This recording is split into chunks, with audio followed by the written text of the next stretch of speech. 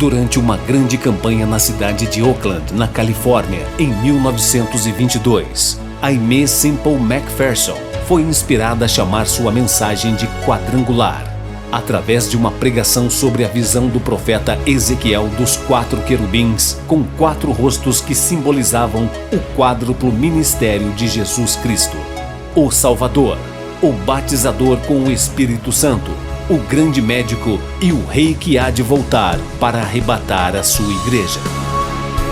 Sua mensagem nunca mudou, mas recebeu nova ênfase quando ela começou a proclamá-la com o nome dado por Deus: Evangelho Quadrangular.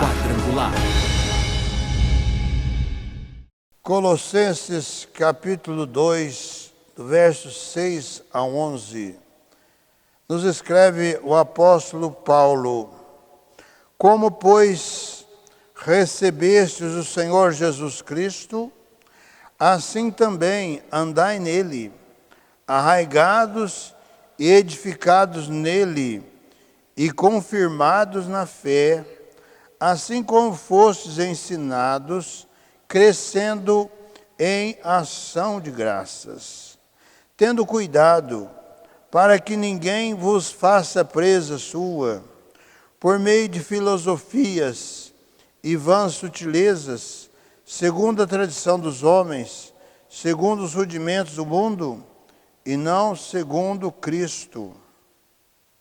Porque nele habita corporalmente toda a plenitude da divindade, e estais perfeitos nele, que é a cabeça de todo principado e potestades, no qual também estais circuncidados, com a circuncisão não feita por mão, no despojo do corpo da carne, a circuncisão de Cristo. O apóstolo Paulo está fazendo uma advertência à igreja de Colossos acerca das falsas doutrinas. E o apóstolo Paulo está enfatizando, firmes na palavra. Poderemos desmascarar as sutilezas e os ataques de Satanás contra a igreja de Cristo.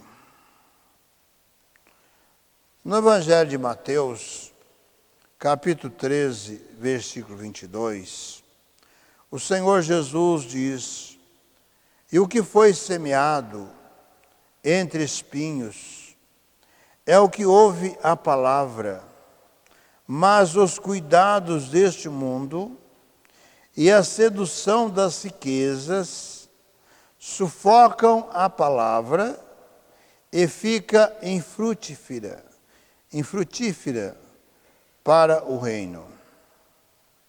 Então, a palavra de Deus, o Evangelho de Cristo, ele é pregado na unção do Espírito Santo, porque ao ouvir a mensagem do Evangelho, é o Espírito Santo de Deus que convence o mais vil dos pecadores para o arrependimento e a aceitação de Cristo como Senhor da sua vida e Salvador da sua alma. É o Espírito Santo quem conduz o pecador até Cristo. E é o Espírito Santo que passa agora a habitar, não no pecador, mas nesta vida que foi mudada, transformada pelo poder de Deus, conforme registra o Evangelho de João, capítulo 1, versículo 12, em um filho, em uma filha de Deus. Ou seja, aquele vil pecador, ele foi agora mudado e transformado pelo poder de Deus pelo nome de Cristo, em um filho e uma filha de Deus. Então o Espírito Santo passa a habitar ali, passa a conduzir aquela vida, agora como um filho ou uma filha de Deus, para ser uma testemunha viva do poder de Deus. Este é o processo para a vida eterna, para a salvação eterna. Mas é necessário que aqueles que recebem a Cristo permaneçam nesta fé. E é por isso que Jesus, nesta parábola do semeador, em que a semente é semeada em vários terrenos, nesse versículo 22, Jesus faz a ênfase sobre a semente, a palavra, o evangelho, que é semeado entre espinhos. É aquele que ouve a palavra, recebe com alegria, recebe com contentamento, mas os cuidados deste mundo e a sedução das riquezas sufocam a palavra. E então, ao sufocar a palavra, esta palavra fica infrutífera, ou seja, não vai dar frutos através daquele ou daquela que recebeu Cristo. Porque os cuidados do mundo, as oferendas do mundo e a sedução de Satanás pelas riquezas. As riquezas é algo que Satanás tanto usa para destruir aqueles que recebem a Cristo e a sua palavra. Quantos e quantos líderes, grandes líderes, que se levantaram, aglutinaram multidões e multidões, alcançaram muitos países, alguns 50 países, outros mais, grandes homens de Deus americanos, dos Estados Unidos. Mas nós vemos pela sua história que o dinheiro os sufocaram, mesmo conhecendo as verdades de Cristo, pregando, evangelizando, ganhando muitas almas, mas essa palavra que eles receberam foi sufocada. Sufocada por causa das riquezas. Eu me lembro, certa vez, um grande evangelista dos Estados Unidos, que já faleceu, mas no final aí do seu tempo, sua carreira, ele esteve aqui no Brasil, em que um pastor estava fazendo uma campanha de uma oferta de R$900. Então, cada um teria que contribuir com R$900, sendo que a sua própria instituição não estava de acordo com aquela campanha, mas ele trouxe o pastor Mor Cerulo aqui no Brasil. E era 2011. Então, o Mor Cerulo profetizou que a oferta não poderia ser de 900.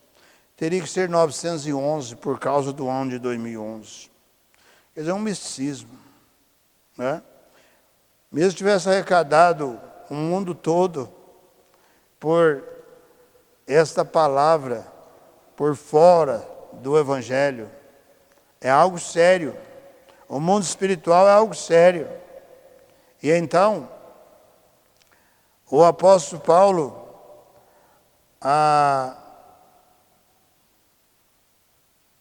no capítulo 2 de 1 Timóteo, versículo 4, ele diz, aliás, o 3 e o 4 diz, porque isto é bom e agradável diante de Deus, nosso Salvador, que quer que todos os homens se salvem e venham ao conhecimento da verdade. Porque há um só Deus e um só mediador entre Deus e os homens, Jesus Cristo, homem. Então, quando se sai da presença de Deus, quando deixa de obedecer a Cristo, há algo sério, há algo muito preocupante, porque aqueles que recebem a Cristo precisam permanecer nesta fé, para que não sejam enganados, para que não sejam levados pelo erro, levados pelo dinheiro e levados pelas filosofias que Satanás oferece. E essa liderança tem uma grande responsabilidade com este povo, porque se eles deixarem de pregar as verdades da palavra de Deus, como diz aqui Jesus, que a riqueza sufoca a palavra. Se a palavra é sufocada, ela fica infrutífera. Então não há como dar frutos para o reino, se esta palavra está infrutífera. É preciso estar atento por aquilo que Deus nos oferece em Jesus Cristo. Porque temos que saber que a graça de Deus, ela está estendida a todos os homens.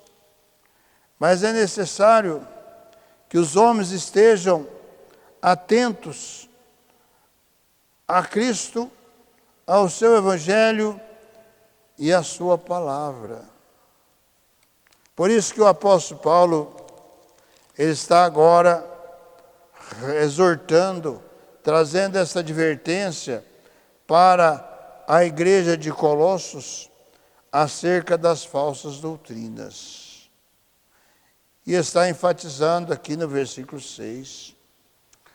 Como, pois, recebeste o Senhor Jesus Cristo, assim também andai nele, arraigados e edificados nele, confirmados na fé, assim como fossem ensinados, crescendo em ação de graças. O apóstolo Paulo está enfatizando aos crentes de Colossos aquele evangelho que eles receberam, aquele evangelho da verdade, de Cristo, não pode ser abandonado, não pode ser deixado, porque eles receberam o Senhor Jesus Cristo como Senhor da vida, como Salvador da alma. E no versículo 8, Paulo exorta, olha, tende cuidado para que ninguém vos faça presa sua, por meio de filosofias e vãs sutilezas, segundo os rudimentos do mundo, e não segundo Cristo. Quantos líderes estão trazendo o mundo para dentro da sua igreja? Querem dizer, olha, nós vamos agradar os jovens. Os jovens querem aquilo que o mundo está oferecendo. Nisso eles estão declarando, confessando, que o nome de Jesus não tem poder mais. que o Evangelho de Cristo não tem poder mais. Mas o mundo, dentro da igreja, traz fantasias. Até mesmo muitos, quando da comemoração aí de Halloween, mês de outubro, estão orientando seus membros para fantasiar as suas crianças de bruxas, bruxos. Aquelas fantasias diabólicas, demoníacas. Que evangelho é este? É um evangelho que não é o evangelho de Cristo. É um evangelho para agradar aqueles que estão ali sob a sua liderança. Porque a religião professada em Colossos era constituída de um fundamento teórico antigo que formava a doutrina e fortalecia a crença na adoração de espíritos intermediários entre Deus e os homens. Essas tradições e sutilezas opunham-se ao corpo de doutrina apostólico e adoração ao Deus único e verdadeiro. O Evangelho de Cristo traz essa ênfase da adoração ao Deus único, ao Deus verdadeiro. E desde os tempos bíblicos, Satanás vem usando os seus agentes a fim de levar o povo de Deus a desacreditar na Bíblia como a palavra de Deus, na divindade e na obra redentora de Cristo. Hoje, com a internet, nós temos ideias, opiniões diversas, líderes que levantam grandes obras, grandes igrejas, com multidões de pessoas, mas com filosofias estranhas ao Evangelho de Cristo. Levam este povo não à fé em Cristo, mas leva este povo a uma heresia.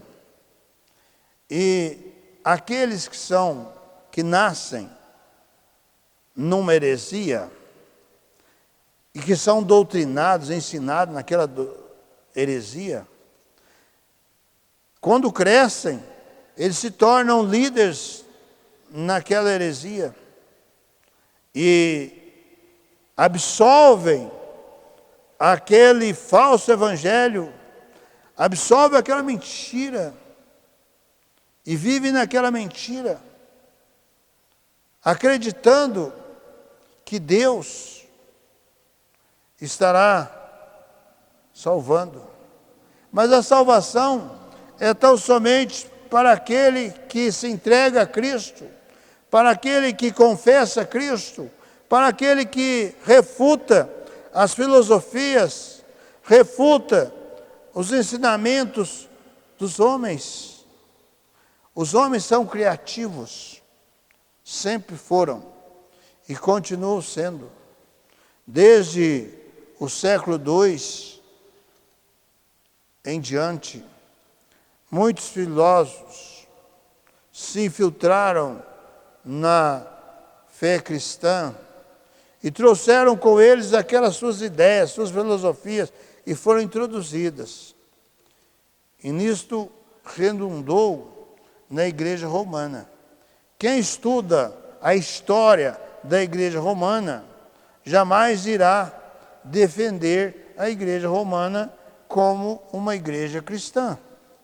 Mas na indumentária cristã, todas as seitas, elas vivem pregando Deus, pregando Jesus, mas não vivem o Evangelho, não creem no Evangelho, não pregam as verdades do Evangelho, não conduzem as almas a Cristo, não conduzem as almas para uma esperança. O apóstolo Paulo, falando sobre filosofias e vãs sutilezas, não segundo Cristo. Ou seja, Paulo nos adverte a vigiar contra todas as filosofias, religiões e tradições que destacam a importância do homem.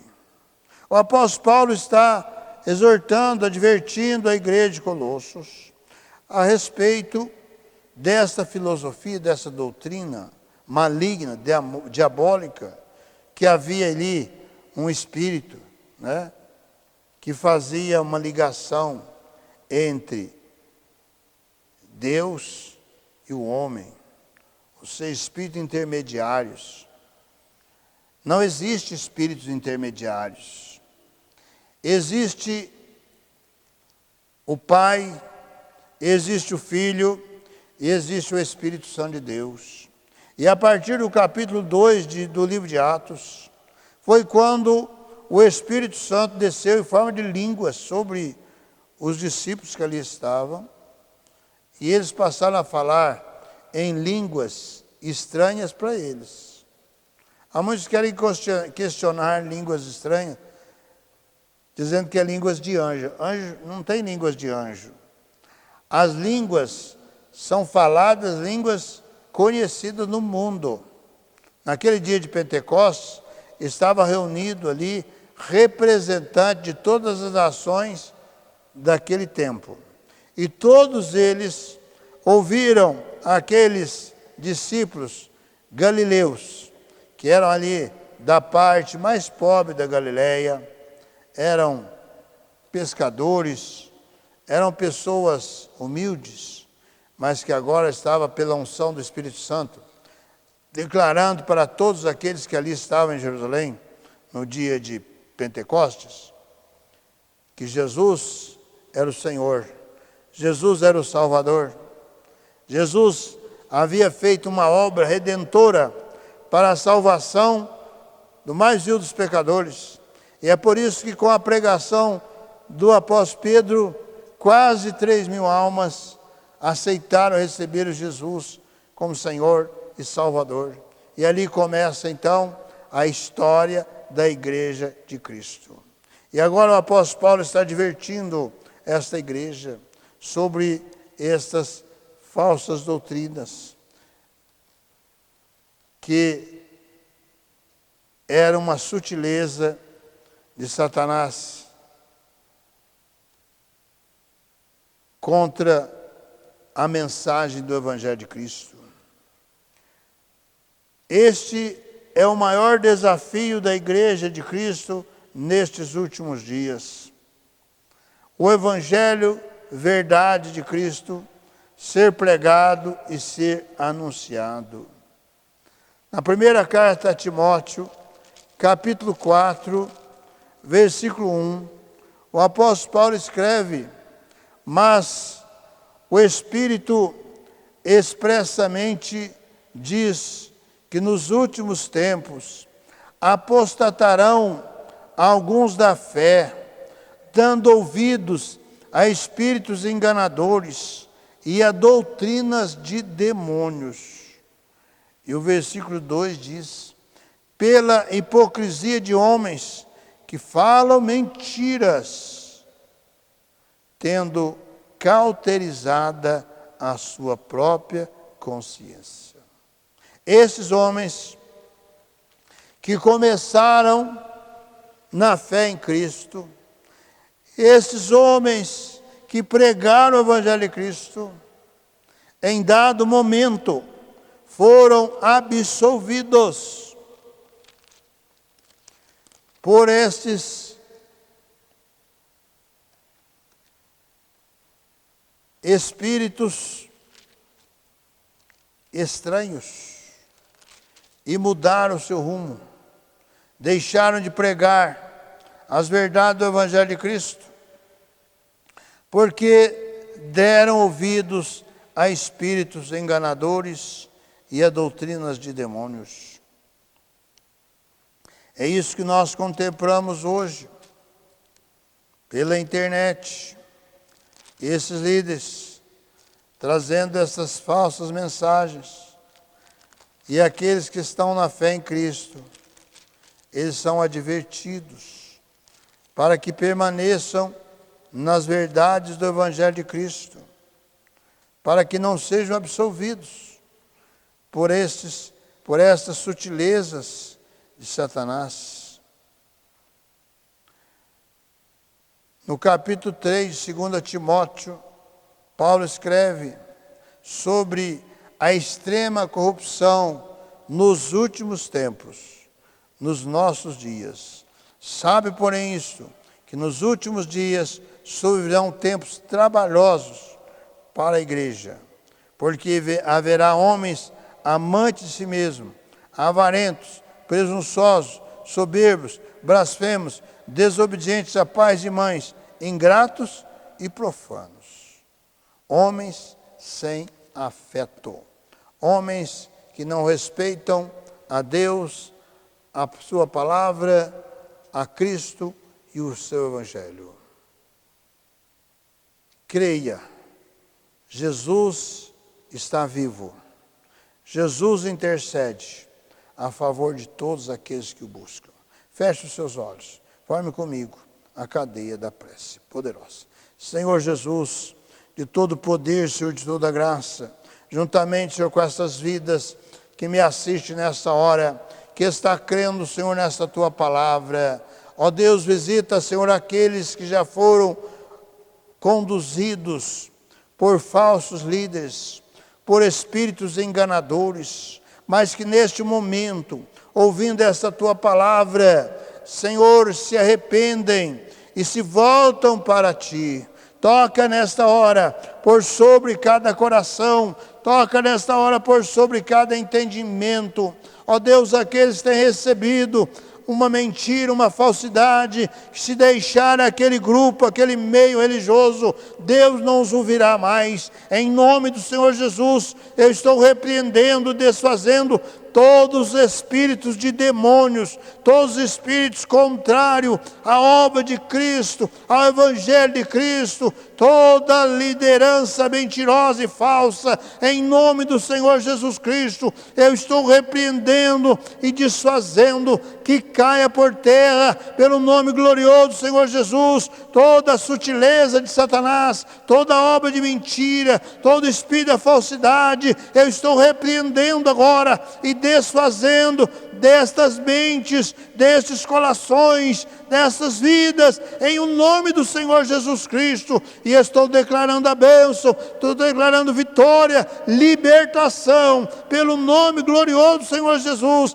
pela obra poderosa e gloriosa do Espírito Santo de Deus. Em o nome do Senhor Jesus eu oro, eu abençoo para a sua glória. Amém. Que Deus possa abençoar ricamente, em nome do Senhor Jesus.